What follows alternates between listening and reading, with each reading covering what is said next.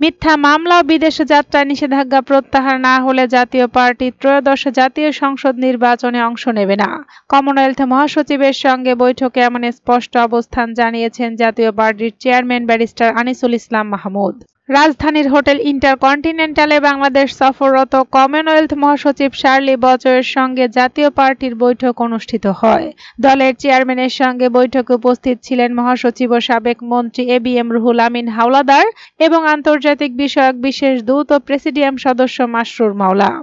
Commonwealth মহাসচিবের নেতৃত্বে ৫ সদস্যের একটি প্রতিনিধি দল আলোচনায় অংশ নেয়। বৈঠকে জাতীয় পার্টির চেয়ারম্যান আনিসুল ইসলাম মাহমুদ জানান, দেশে এখনো নির্বাচনের মতো লেভেল প্লেইং ফিল্ড গড়ে ওঠেনি। প্রশাসন ২ ভাগে বিভক্ত।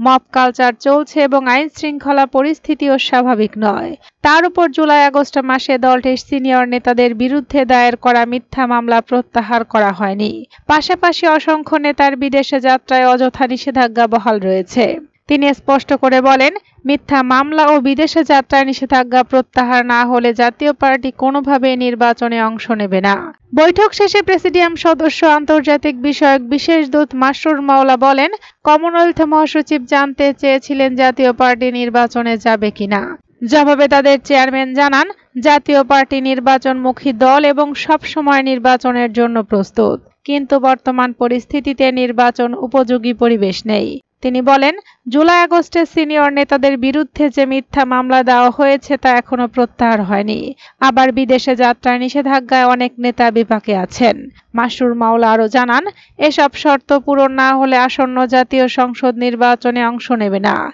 এই বার্তায় স্পষ্টভাবে কমনওয়েলথ প্রতিনিধি দলকে জানিয়েছেন জাতীয় পার্টির চেয়ারম্যান। এদিকে গণফোরামের ভারপ্রাপ্ত সভাপতি সুব্রত চৌধুরী বলেছেন, চট্টগ্রামে এখন মহিউদ্দিন চৌধুরী নেই। আমরা কি আরেকজন মহিউদ্দিন চৌধুরী সৃষ্টি করতে পারি না? অন্তর্বর্তী সরকার যা করছে তাতে দেখছি ইউনূস সাহেব সবকিছু লন্ডভন্ড করে দিচ্ছেন। ভাত দেওয়ার মুরদ নাই, কিল মারার গোসায়। কারণে অকারণে বিদেশ সফরে গিয়ে এসে গাল ভরা বলি দিচ্ছেন। বলছেন এই অর্জন করেছি। কি অর্জন করেছেন এসব সফর থেকে? জাপান থেকে কি পেয়েছেন? তিনি বলেন, ঐক্যমত্য কমিশনের অন্য কমিশনগুলোর প্রতিবেদনের কি খবর? শ্বেতপত্র ডিপ ফ্রিজে রাখলেন কেন?